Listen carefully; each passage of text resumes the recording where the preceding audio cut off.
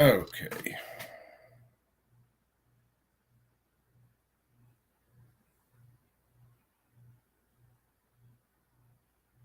Now that my internet is back up,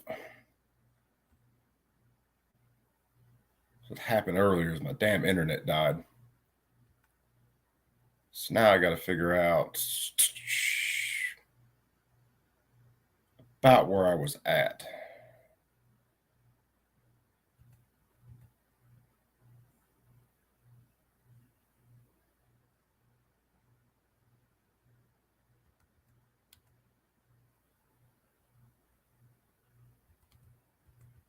And I can't remember. I have to figure this out.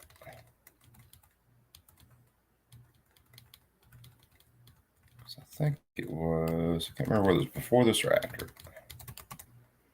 Sit here and talk to myself. Here.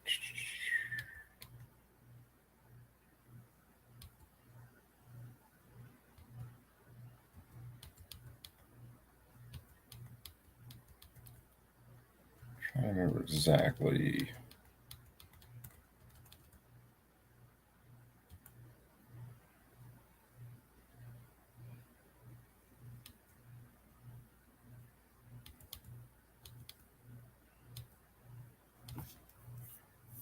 Refrigerator. I wonder.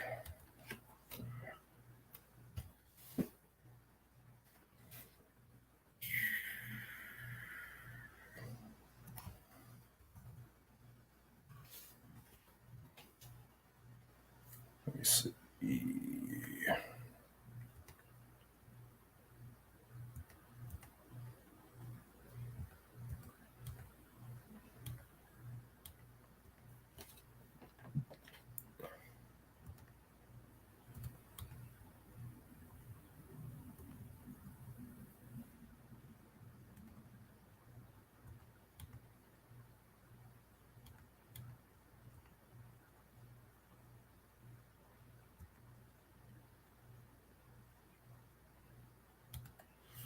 Close.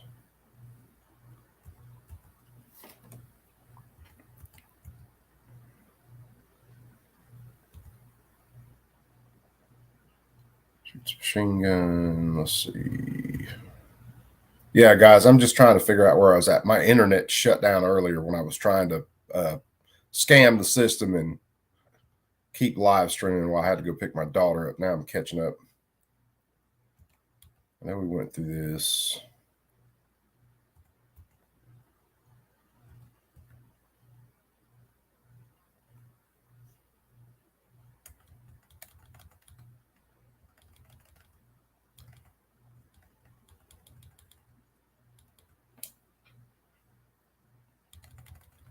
Went through that.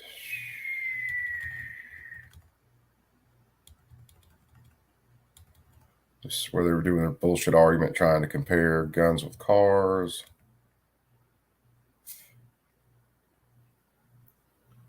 What's up, Chamber? Trying to catch back up. My internet crashed earlier when I was trying to scam the system, so because I was just going to leave this running when I went and got my daughter. Now I'm trying to kind of get caught back up.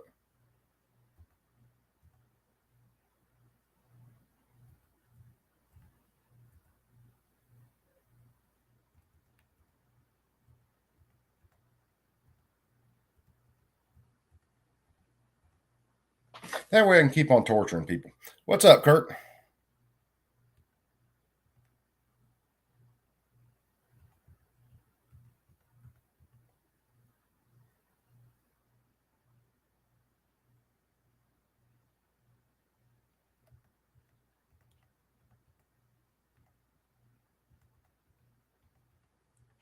Let's see.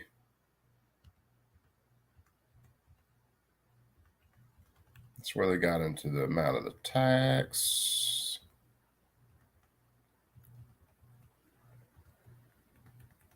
I know it was somewhere around when the chairman got involved in some stuff.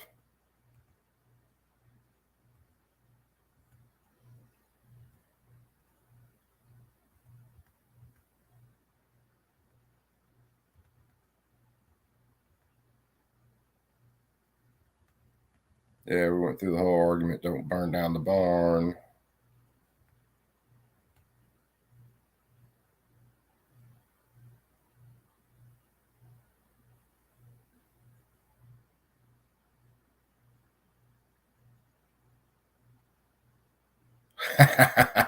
Yep. I've spent a lot of time lurking in chats.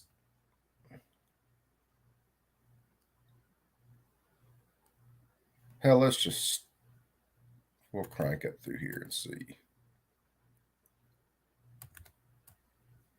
That way, maybe if someone else comes in who wasn't in earlier, they'll.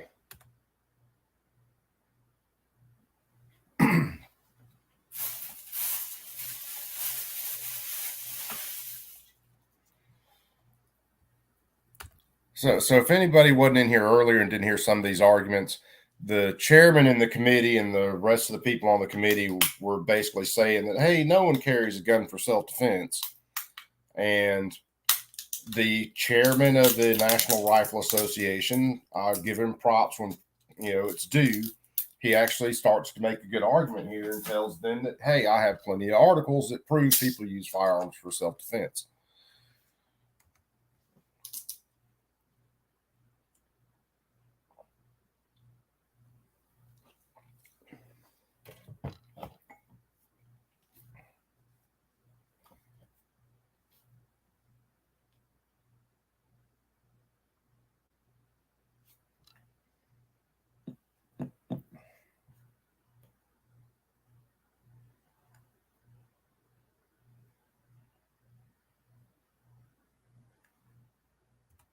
I mean, we do this all the time. We highlight videos and news stories of people who are using firearms in a defensive manner. And still, just like all the way back in 1934, people who are against guns completely ignore defensive gun uses, which is what the people on this Ways and Means Committee are doing.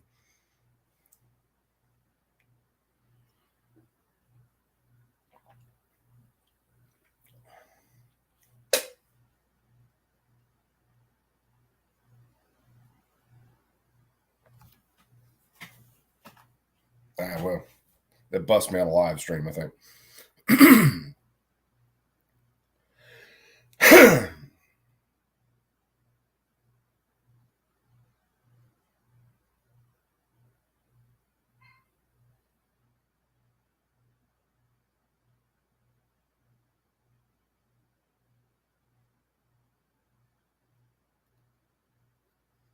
Now, that's one of the other senators or congressmen who answered that.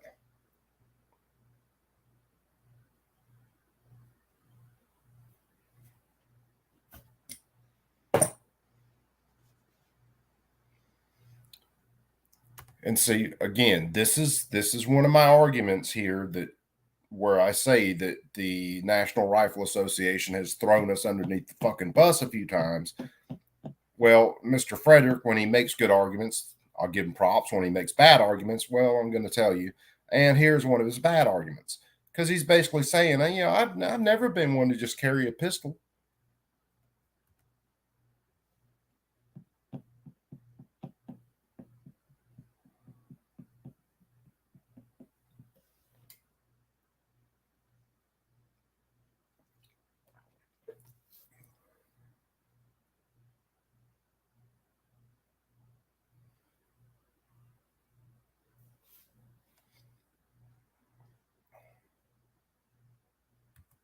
Again, National Rifle Association, all the way back in 34, throwing us underneath the bus, saying he believes that, you ought to have licenses to be able to actually go out and defend yourself with arms.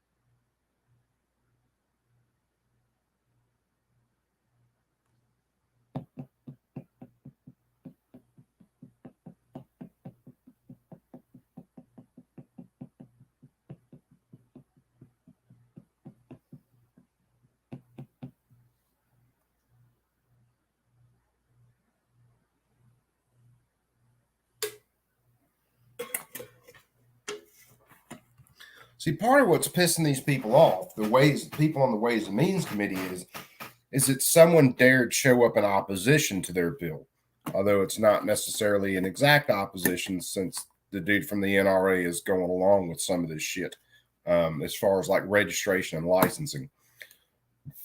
But they get really pissy with him, and then they try to accuse him of a propaganda campaign against these bills and them basically rallying the troops to make calls to senators.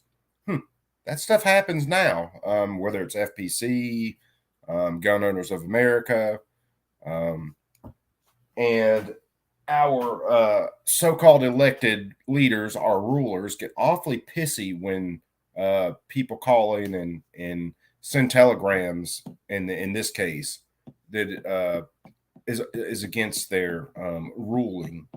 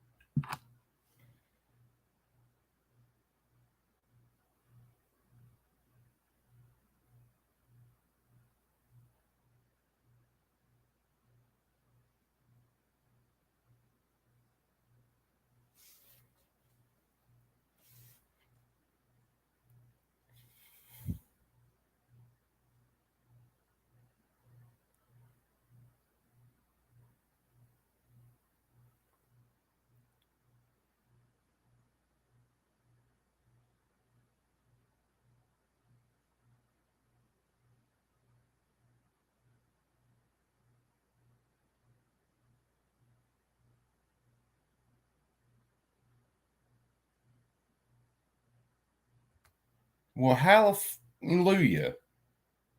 Yeah, there are idiots that thinks Congress can legislate everything. That's never changed. Not since this. Not, I mean, and even to now, people still think Congress can legislate everything away.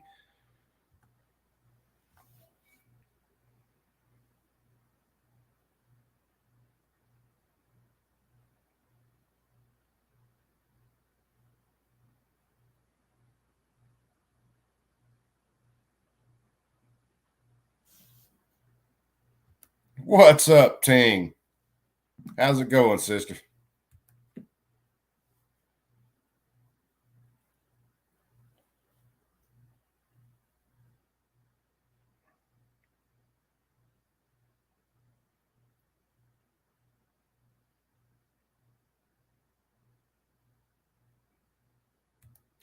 Gee, don't we say that now because that hasn't changed? Even after all the gun legislation, all the BS, all the restrictions, criminals steal guns. Who would have thunk?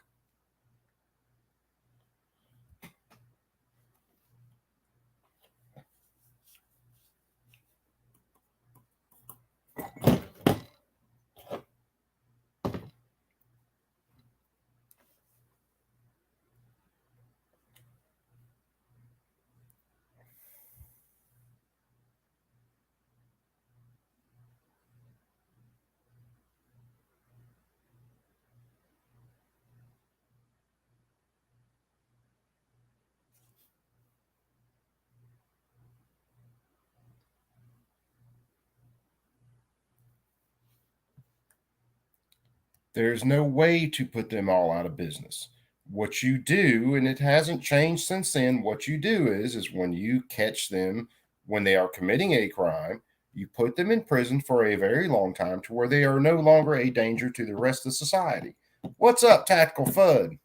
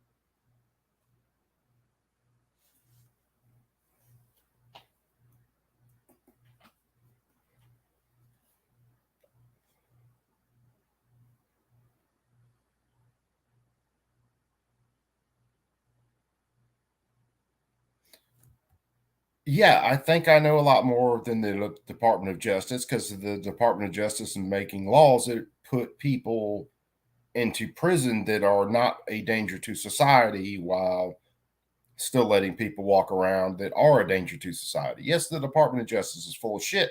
And guess what? Hadn't changed. Look at what we got now. We just have more federal agencies now that are full of shit. Hey, Ski. He's not in it too.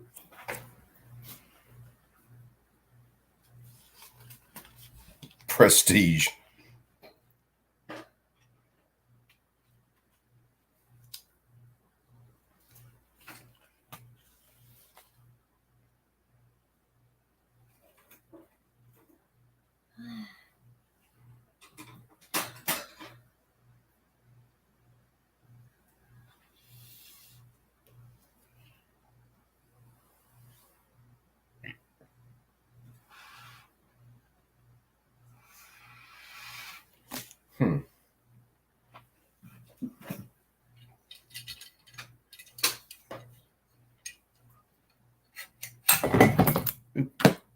Knocking stuff over.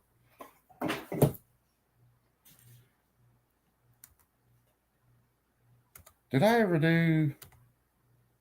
Hell no, I'm sitting here damn. Matter I have been deeply interested in ever since my college days. Sitting here like 30 a years freaking ago. lunatic and didn't even bring this Mr. up. Hill. You expressed the opinion that perhaps any legislation would not be effective to keep firearms out of the hands of the criminal element. Mr. Frederick. I am quite sure we cannot do that. You got your hands free. Mr. Hill. Assuming that is correct, and I am sure a great many might agree with you. If the firearms are found in the possession of the criminal element, and they cannot, under the provisions of this act, or of some similar legislation, show that they are in lawful possession of those firearms, would that not be a weapon in the hands of the Department of Justice in enabling them to hold those criminals until further investigation might be made of the crime? Mr. Frederick. I think so, and I made this suggestion to Mr. Keenan 2.5 months ago.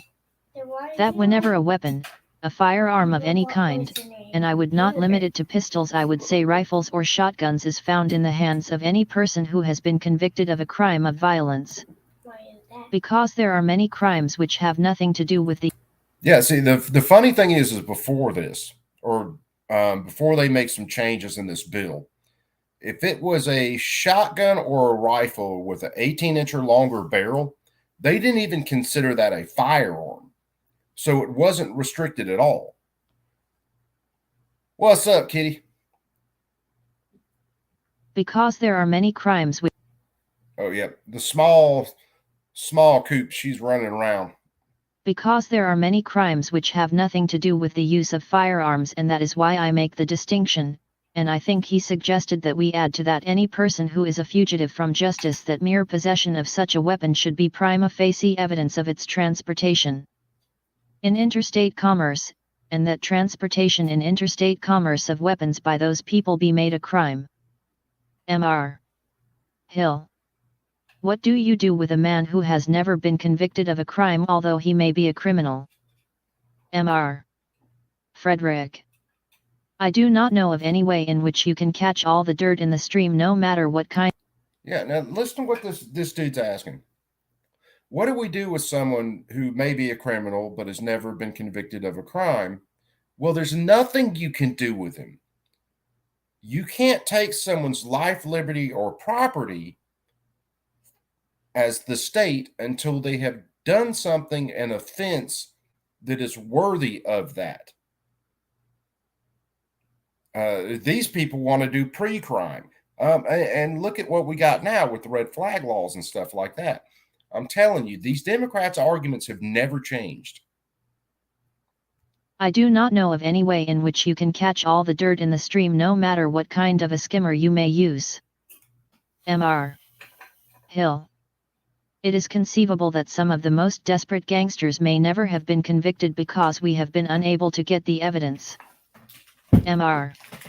Frederick. That will sometimes happen. Mr. Hill. It might frequently happen. Mr. Frederick. I suppose so, because there is a first time for every criminal. I do not know how you can get at that. If he is found carrying a gun, and it is in violation of the state law, that is a state matter. I do not see how it is practical. Without doing an injustice to the much greater body of law-abiding citizens to form a statute, and I have not yet been able to think of any way which would be effective in such a case as you put. Mr. Hill. I take it that your objection to this character of legislation is that the restrictions which it would impose upon the law-abiding citizen in the matter of firearms outweigh the... Yeah, Ting, I'd definitely be there with you. If there was pre-crime and they could just see what's inside your head, yeah. There are plenty of people that just have it a-coming. I take it that your objection to this character of legislation is that the restrictions which it would impose upon the law-abiding citizen in the matter of firearms outweigh the advantages which might be gained in the hunting down and catching of the criminal. Mr. Frederick. In general, I think it is best for the public interest. Why do I hear that in like Timmy's voice? Freer. This suggestion has been made. Do you appear here representing any private manufacturing companies or anyone interested in the manufacture? Now see, here's where they try to insult the guy and say that he's just here because he's being paid to be here. You're a shill. Your testimony doesn't matter because you are representing these other people. Watching congressional hearings these days, again, that tactic hasn't changed either. If you can't beat someone's point, you have to try to discredit them, and that's where this is going. This suggestion has been made. Do you appear here representing any private manufacturing companies or anyone interested in the manufacture of firearms? Mr. Frederick. You mean in the commercial sense? Mr. Freer. Yes, in a commercial sense. Mr. Frederick. None whatever, nor have I ever been. Mr. Freer. And no compensation is being paid you? Mr. Frederick. No, sir. That fucking kills me. Mr. Freer. I am glad to hear that, and I think you are entitled to have that in the record at this time. I think we are going Mr. Frederick. One have never, directly or indirectly, been interested commercially in firearms. I am engaged in the private practice of law. I have not anyone, among my clients, nor have one ever had anyone engaged in such enterprises. My expenses here and back and such incidental expenses as I incur are borne by the National Rifle Association, of which I am president.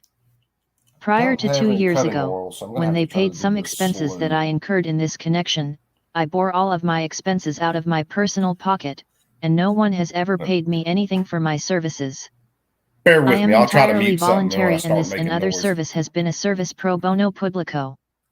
I might refer, if I may, to one more point. Mr. McCormick, well, I'll give it a who second. comprises the National Rifle Association. Mr. Frederick. The National Rifle Association is an incorporated body organized, I think, in 1871. It comprises amateur rifle shooting in the United States, and it is organized for the purpose of prompting small arms practice. It works with the War Department, and, in conjunction with the War Department, until the Depression. It conducted national matches for which the National Congress appropriated $500,000. It is composed of individual members and of affiliate groups, that is, shooting clubs, etc. Our membership runs into the hundreds of thousands all over the country. Mr. Dickinson. I have a telegram, not from my own section, that indicates that it is sent by members of some hunting association. Mr. Frederick. I may say that I am also interested in the subject of conservation of forests and wildlife. I know the sportsmen of the country feel as I do. Mr. McCormick. How did they know you were appearing before the committee today? Mr. Frederick. How did those organizations with which I am connected know it? Mr. McCormick. I am not criticizing, I am glad to have you appear before the committee, as I like to hear from those who are shooting at the bill. I value your contribution, whether I agree with you wholly or not at all. I am curious to know now those people knew that you were appearing here today. Mr. Frederick. I have no idea. There is a bill in the Senate which was proposed by the so-called racketeering committee. I think it was proposed quite a long time ago. There has been a good deal of general excitement with respect to that bill. I do not know whether that is in any way responsible. Signed by a number of persons, which says Mr. Hill, I have a telegram from the Pacific Coast, received this morning. We urge you to give all possible consideration to recommendations proposed by National Rifle Association in connection with H.R. 9066 at committee meeting Wednesday morning. Evidently they know that this hearing is taking place this morning. General Record. I am responsible for that information going out. 2 days ago, when the chairman advised me of this hearing, I advised a number of people by wire that a hearing would be held on this bill. Mr. McCormick. Did these people know that he was coming here? General Record. I do not know. Mr. Hill. It is propaganda, then? General Record. No. Mr. McCormick. Do intelligent people in this country send telegrams on a subject they know nothing about? General Record. I think you will find they know a great deal about it. They do not know anything about the particular bill, because the bill has been printed less than a week. We never saw the bill ourselves, until 2 or 3 days ago. Mr. Crowther. For 2 months or more I have been receiving some telegrams, and a great many letters from rifle associations and gun clubs. One comes from a large association connected with the General Electric CO. They all relate to this general subject and refer to the McLeod Bill, the Copeland Bill, the Hartley Bill, and so forth, and comment on them. So, it would appear that it is not a now matter before the gun clubs, because I know for at least 2 months I have been receiving letters and telegrams, and some lengthy letters, in which they have given the matter great thought and consideration. And they express the hope that this legislation designed to reach the criminal might not take such form as to place an undue burden on rifle clubs. Mr. Dickinson. It looks like the telegram which I received from Branson is from the south, where they do hunting. It is signed by 15 or 20 individuals. It must have been some rifle organization. Mr. McCormick. Have you had hearings on similar legislation before the Judiciary Committee? General Record. There was a hearing, but we were not advised nor did we attend. One think the Attorney General appeared in person and Mr. Keenan also.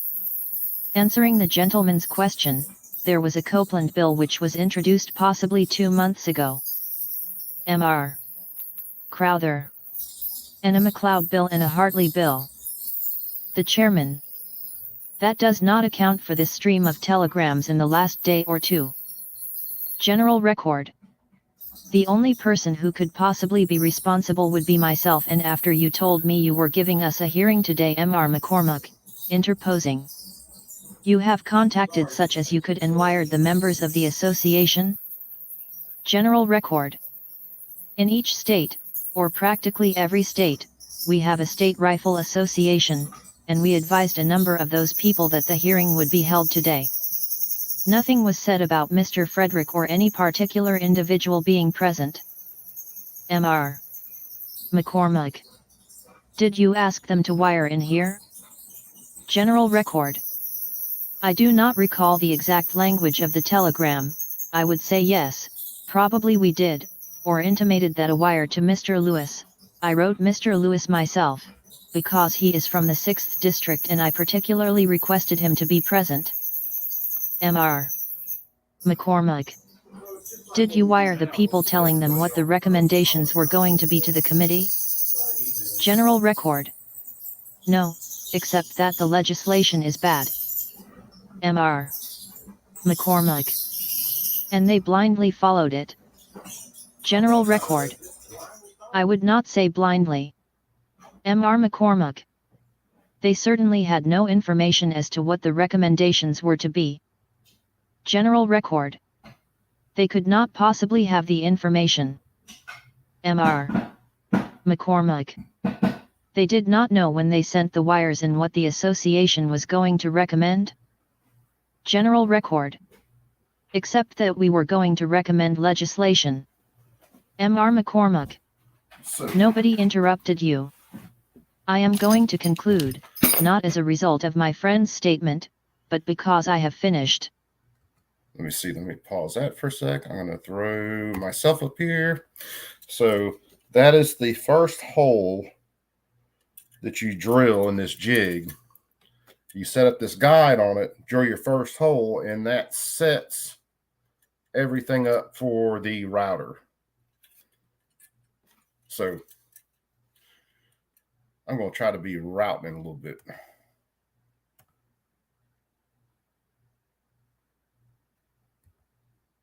So probably making a little bit more racket in the background. Well, I'll try to mute myself so I'm not making that much racket. I am going to conclude, not as a result of my friend's statement, but because I have finished. The chairman. The chair would like to make an observation. We have been in session 2 hours, which is as long as the Department of Justice had the other day. It is requested that they have time for one witness to make a brief statement before this session adjourns today. If you are not going to conclude, we will have to come back. Yes, M.R. we will. Frederick. I shall be glad to conclude with one more observation. The chairman. We are very pressed for time, as we have other matters to consider. And that hole you drill M.R. all the way through. Frederick. It seems to me that any provision regarding a permit such as that contained in Section 10, page 7, to transport a weapon in interstate commerce should call for a permit good indefinitely, because it is in the nature of a restriction, and I take it that is about the only purpose of it. If I should go to Camp Perry or Seagirt, or any other place where the pistol matches are held, it would be a veritable nuisance for me to get a permit to get there, and once there, to get home. It would be a nuisance to go to the country and be required to get a permit. And then be required to get another when you come back at the end of the summer. Yeah, it seems to me that once a man has registered his weapon, and it is known that he has lawfully obtained a permit to transport it, that it should be good indefinitely, so far as he is concerned, and so far as the particular gun is concerned. I thank you for the privilege of appearing before you. M.R. Lewis. Mr. Keenan has stated that he would like to be heard for a few minutes. The chairman. Let me see. We cannot stay in just in case. So,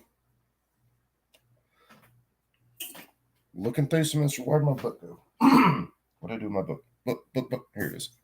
So let's see. So after you drill your first hole, which is that one all the way through, then you remove the drill guide.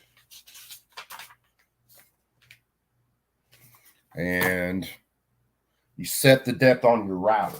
Your router depths, when you set them, are marked out on the jig. That's what those slots are right there. That's where you set your depth. Hey, what's up, Ron? So we're still listening to the NFA, and I'm playing around with my new jig, milling out receivers. Well, this is milling out a receiver right now. So, having fun. We cannot stay in session more than 15 minutes. Statement of Joseph B. Keenan, Assistant Attorney General. M.R. Keenan. I will take less than 5 minutes.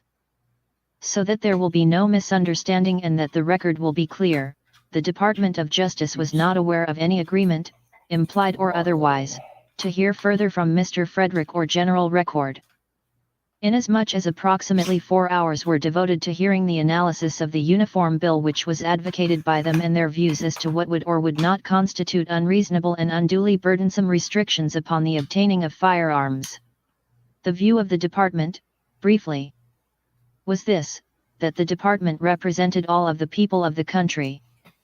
In response to demands that came in for a long period of time requesting that some effort be made to form some type of federal legislation to curb the sale of firearms.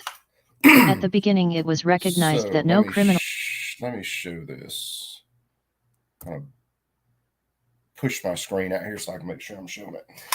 Now, once you get that first hole drilled, there's two small pegs on the bottom of the router plate that index with the slots on the jig after you set your depth. And I mean, you're just basically moving with those slots to route everything out. So while we are listening to NFA stuff, I'm going to try and set this up and do a little routing. Let's make some mess.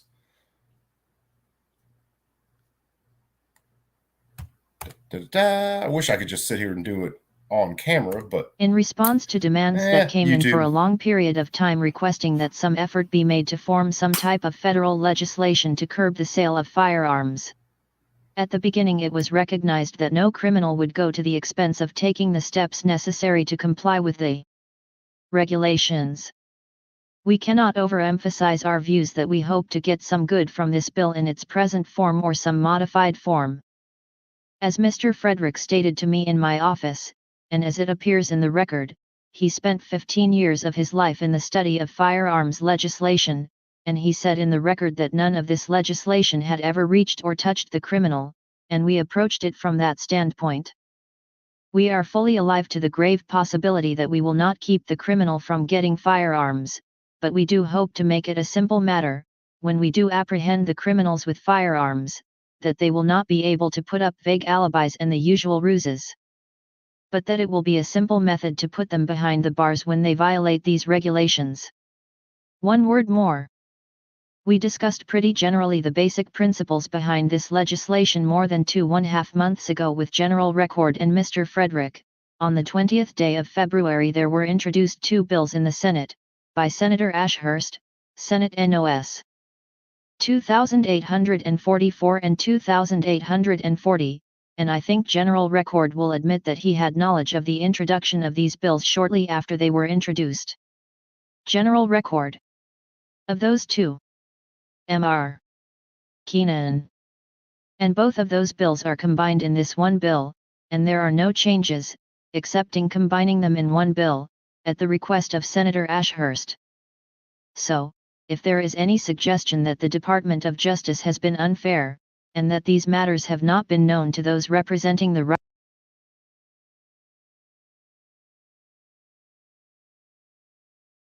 I'm going to mill this in a second. So again, the Department of Justice is playing fuckboy games, excuse the language, and then saying, nah, we told everybody what we were going to do. No, not necessarily. So, if there is any suggestion that the Department of Justice has been unfair, and that these matters have not been known to those representing the Rifle Association, I say an examination of the Senate bills, and the present bill will show the present bill to be a composite unit of those two bills, with their basic principles. Further, with no disrespect intended, we feel in the Department of Justice that we represent the people of the country who demand that some effort be made to reach the firearms evil. We have a tremendous amount of data and correspondence coming into our office. We have had meetings with the International Chiefs of Police Association of America, that represents the chiefs of police of practically every city in the United States of any size, and they have approved of this legislation. They have asked us for it. We have conferred with an executive committee that came from all parts of the United States to call upon the Attorney General and discuss it. Approximately 2 or 3 weeks ago General Record came into the department and I was occupied, and Mr. Smith, my assistant, discussed with him the firearms legislation. At that time, it is my understanding, that General Record said that he would work with us if pistols and revolvers were excluded and that Mr. Frederick would work with us if we eliminated the registration feature. We did not see the problem eye to eye. We think every possible opportunity has been given to them. We think that those who have spent their lives in collecting a tremendous amount of data, and Mr. Frederick, who is the beach shot in America, and the Olympic champion of America, might have a view off to the left or to the right, whereas we who are more or less in the center, and who are not experts and have not given the same amount of study, would be in a better position to say what is the fair thing to do to eliminate the evil that unquestionably exists with the least burdensome provisions to effect some legislation that would mean something. We had no more meetings with Mr. Fred Crick, and we thought we should draw the bill and submit it to this honorable committee and to the Congress. We have requested and we have received some figures on the homicides in this country as compared with Great Britain and other countries, which we shall ask leave to submit for the record. In closing, we cannot overemphasize our position that we believe that an earnest effort should be made by some governmental body to reach the crook and to try to disarm him. We have a witness here, and we are going to try to save all the time possible. I think this gentleman can throw some light on what might be expected from this legislation, particularly with reference to machine guns. Mr. Schallenberger. Did I understand you to say that you would give the committee data on crime in Great Britain as compared with this country? Mr. Keenan. That is true. Mr. Schallenberger. I would like to have that for the record. Mr. Cooper. Let us hear the other witness to whom he has referred. Statement of W. V. Ryan, President of the Auto Ordnance Co. The Chairman. Do you appear as representing the Department of Justice? Mr. Ryan. I am President of the Auto Ordnance Co., which own the patent rights to the Thompson submachine guns. We have studied the bill fairly carefully and we believe that the provisions of it will materially aid in the disarming of the criminal. The policies of the company itself have been exactly those as embodied in the pending bill for a number of years, and we feel that the restrictions in the sale and the taxes to be imposed will eventually result in the disarming, as far as submachine guns are concerned. Certainly of all criminals who now have them. Mr. Cooper. I understood you to say, Mr. Ryan, that your company owns the patents for the Thompson submachine gun. Mr. Ryan. Yes, sir. Mr. Cooper. And you are engaged in the manufacture of these weapons? Mr. Ryan. No, sir, we do not manufacture. Mr. Cooper. You own the patent rights? Mr. Ryan. We own the patents. Mr. Cooper. How many companies in the United States manufacture machine guns used by the gangsters or criminals today? Mr. Ryan.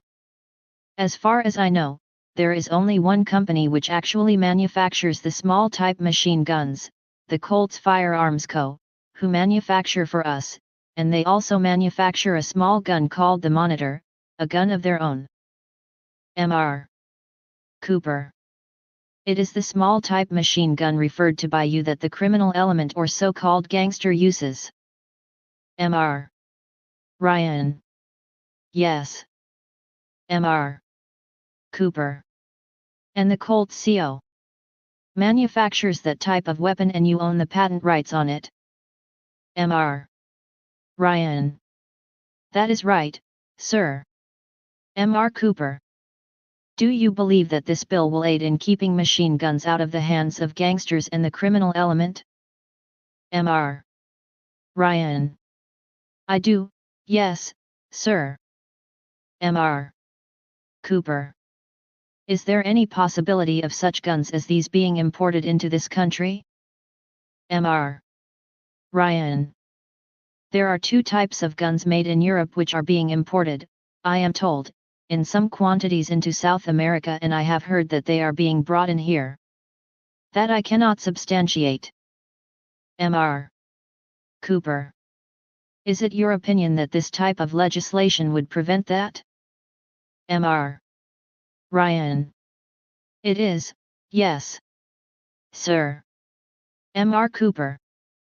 Are there any small arms manufacturers that are covered by such arms as are contemplated under this bill, that would be seriously affected by the manufacturer's tax, in your opinion? Mr. Ryan. Not so far as I know. I know of nobody else making them. I cannot answer for the other types of firearms. Mr. Cooper. Then, is it your opinion, as one familiar with and interested in the manufacture of this type of weapon, that this pending bill would be desirable and beneficial in attempting to meet the problem that we recognize exists in this country? Mr. Ryan. It is. Mr. Schallenberger. Is there any country that arms its soldiers with this type of gun? Mr. Ryan. Yes, sir, the United States Army. Mr. Schallenberger. And the peace officers of this country are armed with that gun? Mr. Ryan. A great many are. Mr. Schallenberger. Do you know if Great Britain arms police officers with machine gun? Mr. Ryan. Not this gun. Mr. Schallenberger. With any kind of machine guns? Mr. Ryan. I do not know that, sir. The chairman. Are you through with your statement? Mr. Ryan. Yes, sir. The chairman. We thank you very much. Statement of Charles V. Imlay, member of the National Conference of Commissioners on Uniform Laws, 1416 F Street, Washington, D.C. The chairman. Please give your name and address. Mr. Imlay. Charles V. Imlay. I am a member of the National Conference of Commissioners on Uniform State Laws, and my address is Washington, D.C. My connection, Mr. Chairman and members of the committee, with the National Conference of Commissioners on Uniform State Laws is as a representative on that body of the District of Columbia. The body has been for some 43 or 44 years meeting annually, drafting and proposing to the states for adoption so-called uniform state laws, being represented generally by 2 or 3 commissioners from each of the states. Some 11 years ago, as one of the members of that body, I was designated chairman of a committee on a Uniform Firearms Act, and that work was completed in 1930 with the drafting of the so-called Uniform Firearms Act. You will understand that while a member of that conference, I am not here with any resolution from the conference. I am speaking as a private person from experience gained in that work over a period of about 11 years on firearms legislation. I afterward acted as a member of the committee on the so-called Uniform Machine Gun Act, which was completed and promulgated by the conference in its 1933 session. Very briefly, my own personal objection to the form of legislation in this proposed bill is that it proceeds by a plan of requiring a license to purchase, which we saw fit to abandon in the Uniform Act after a comparison of legislation during the entire history of this country in the various states of the Union. We approached the subject, as one must always approach the subject of any uniform state statute, on the assumption that you must take what is the traditional form of legislation that has stood the test of experience and proceed on that. As to the course of that work and the course of observations I made in connection with it, I think I would like to file with the committee as an extension of my remarks, so to speak, the official draft of the Uniform Firearms Act, upon which was modeled that act that has been referred to as the Act for the District of Columbia. I should like to file also some observations I made in connection with the District of Columbia Act in the summer of 1932 when it was before this Congress, in the Federal Bar Association Journal at page 22. The Chairman. How many pages does that cover? Mr. Imlay. There are several pages. The Chairman. Have you several copies which you could file with the committee? Mr. Imlay. I have the one copy. At the time of the reaffirmation of the Uniform Firearms Act in the summer of 1930, I prepared for the American Bar Association Journal an article in which I summarized all of the state legislation upon the subject, and which is contained in the American Association Journal of December 1930. On pages 799 to 801, and those pages I will also separate and leave with the committee as part of the record. The Chairman. Without objection, that may go in the record. Mr. Imlay.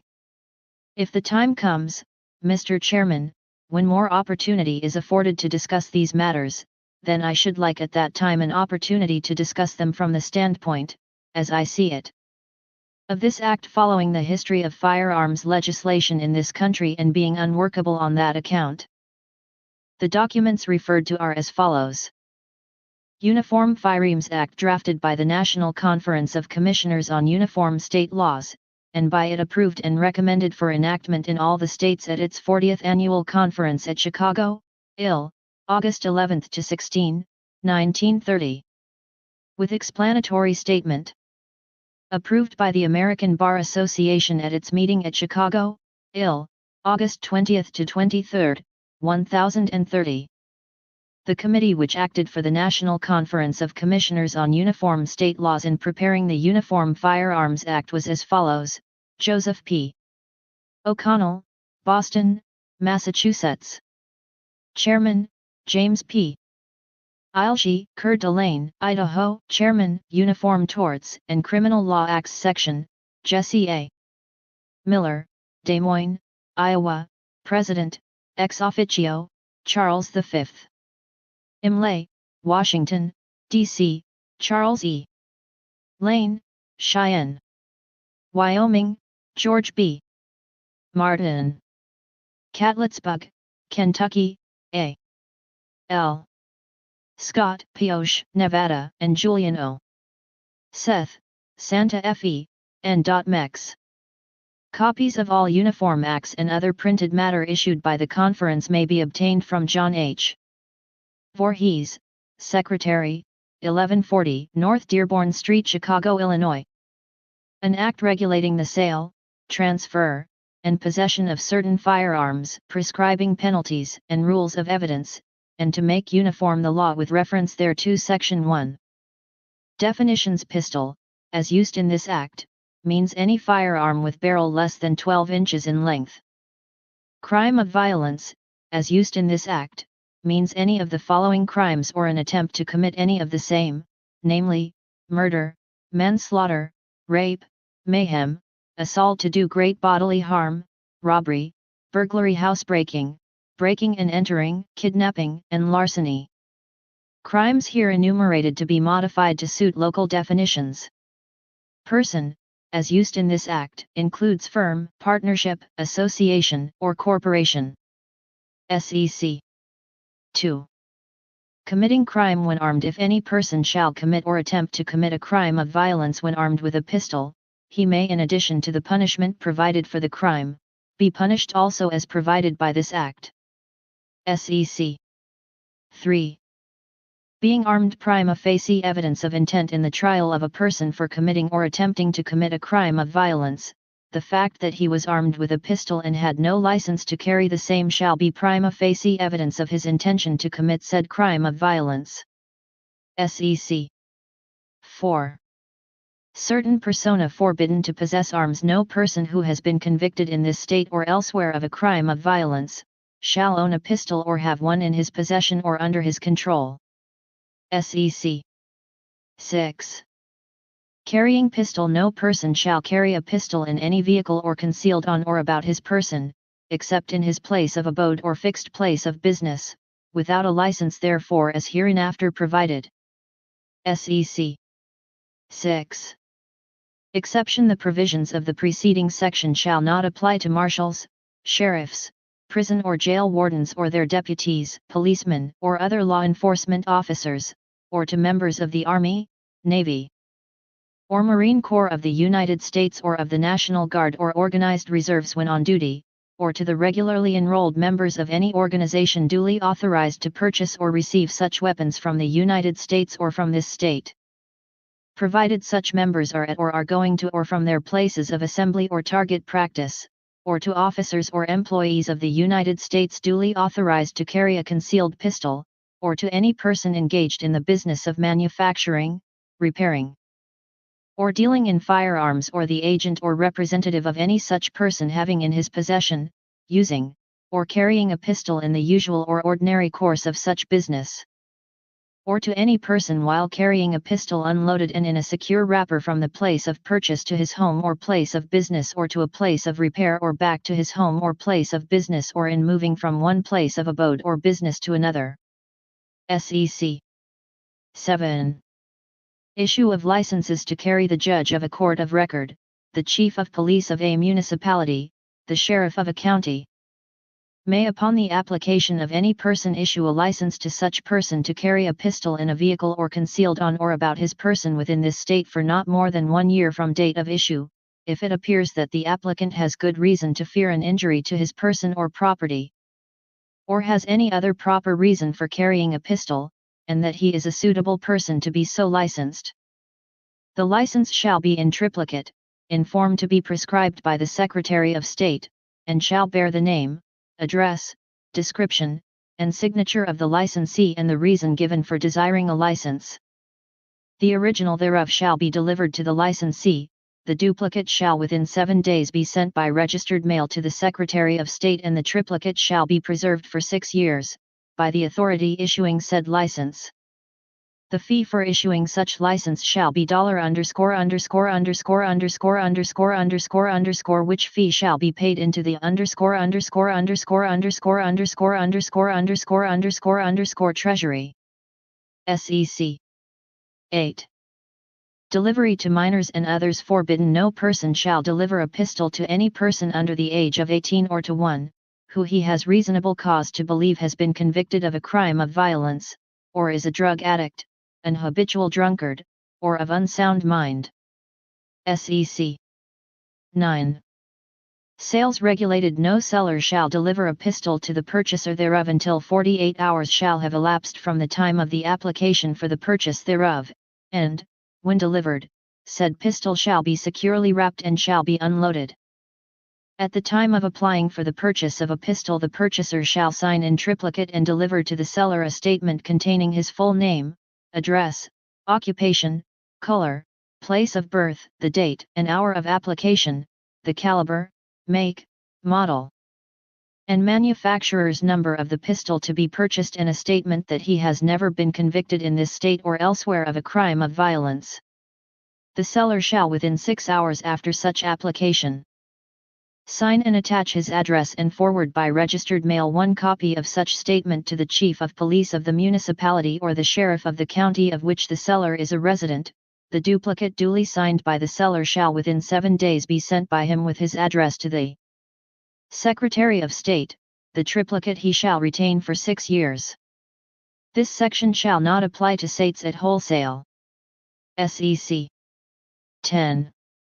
Dealers to be licensed. No retail dealer shall sell or otherwise transfer, or expose for sale or transfer, or have in his possession with intent to sell, or otherwise transfer, any pistol without being licensed as hereinafter provided. SEC 11. Dealers' licenses, by whom granted and conditions thereof. The duly constituted licensing authorities of any city, town, or political subdivision of this state may grant licenses in forms prescribed by the Secretary of State, effective for not more than 1 year from date of issue, permitting the licensee to sell pistols at retail within this state, subject to the following conditions in addition to those specified in Section 9 hereof, for breach of any of which the license shall be forfeited and the licensee subject to punishment as provided in this Act. 1. The business shall be carried on only in the building designated in the license. 2. The license or a copy thereof, certified by the issuing authority, shall be displayed on the premise where it can easily be read. 3. No pistol shall be sold, a. in violation of any provision of this Act, nor, 6. shall a pistol be sold under any circumstances unless the purchaser is personally known to the seller or shall present clear evidence of his identity. 4. A true record in triplicate shall be made of every pistol sold, in a book kept for the purpose. the form of which may be prescribed by the Secretary of State, and shall be personally signed by the purchaser and by the person effecting the sale, each in the presence of the other.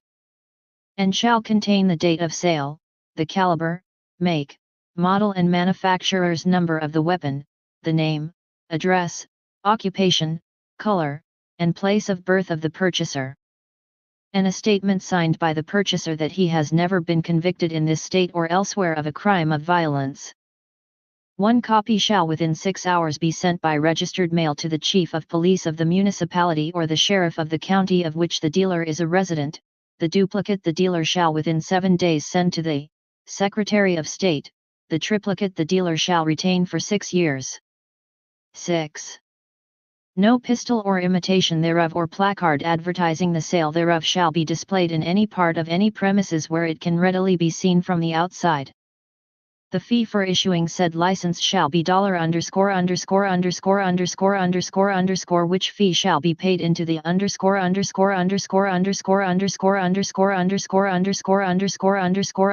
Treasury. Seconds.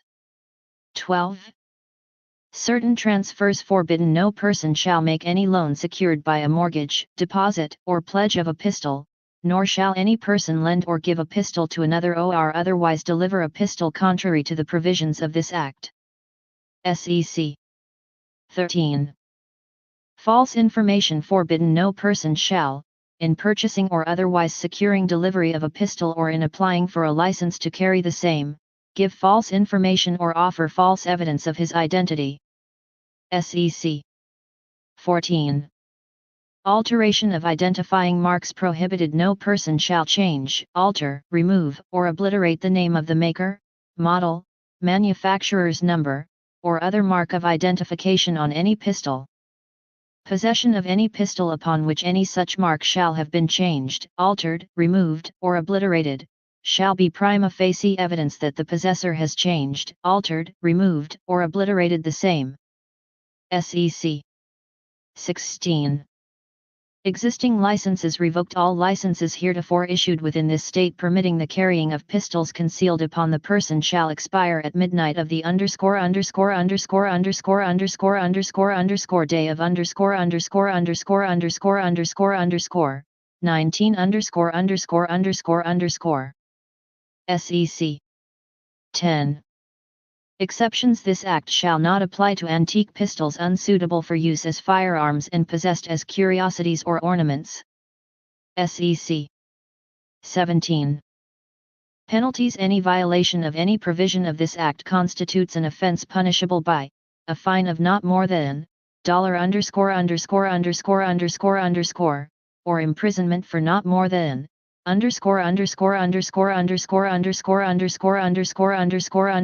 both, or by imprisonment in the penitentiary for not less than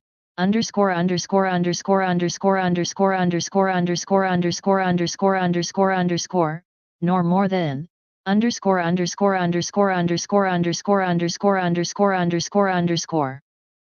SEC. 18.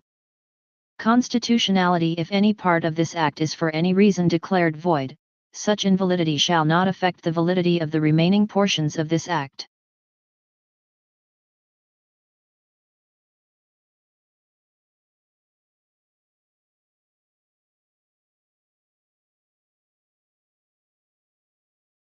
Sorry, got carried away with my router and then it slipped and destroyed the tip of my router bit. So now I've got to get another bit. Son of a bitch. Dude, I don't even know. So it's still reading through this fucking act because they submitted it to the record and it's reading through that shit.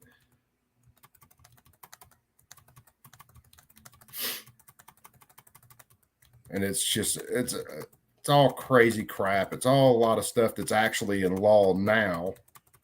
It just came about in later bills.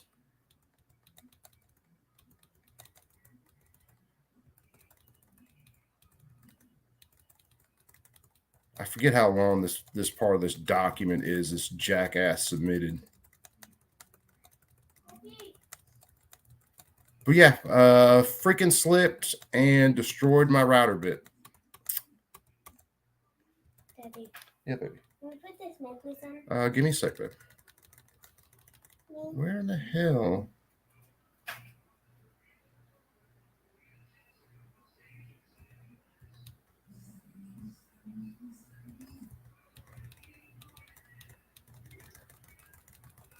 Dad, this charger will look good in my mouth. Like in one of my gums. That'll look good. Only to section 11. Here, let's start here with Mr. Vincent. This guy actually makes some good points through this. Vincent, what is the penalty for violating? Yeah, well, I started out, I'll have to bring it back in here and clean it up a little bit. Started out with the 80% arms jig for milling out AR lowers and stuff. And I was playing with that, going along good. And I went to reset the depth on the router bit, and it slipped and it set too deep. And it was all right for a second, and then it chattered. And as soon as it chattered, it busted the side of the freaking bit off. So I am out of business until I get another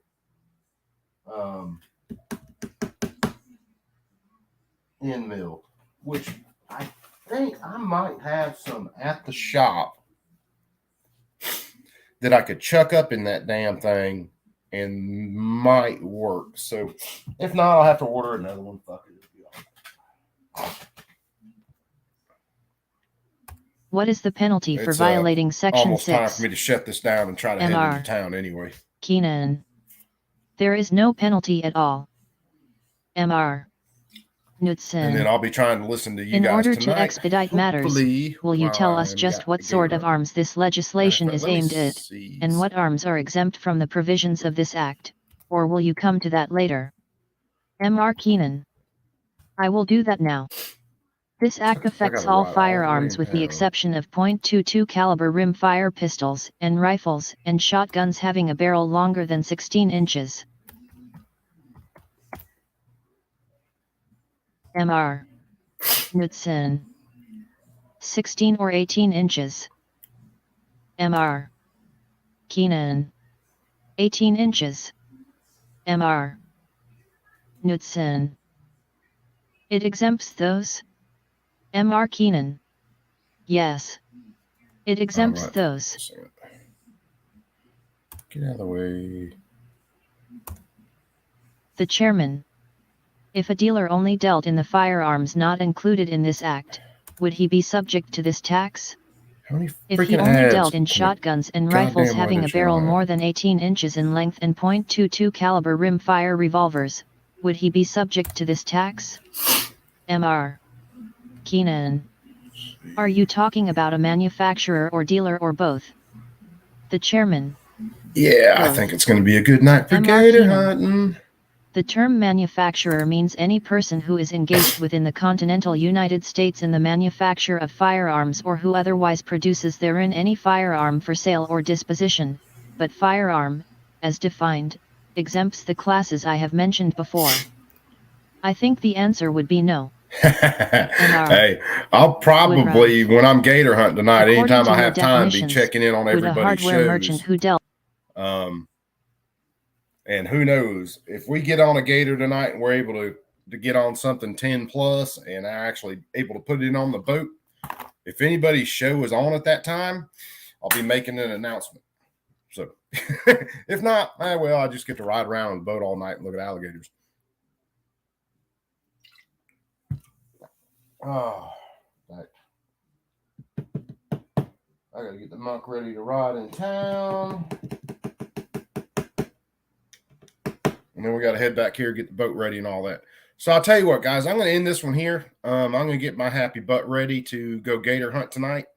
And anybody who's on tonight, if there's a gator put in the boat, I'll be in the background of the show screaming about it. So keep an eye out. Yeah. Later on, guys, I'm going to shut it down. Strike, take it easy, brother.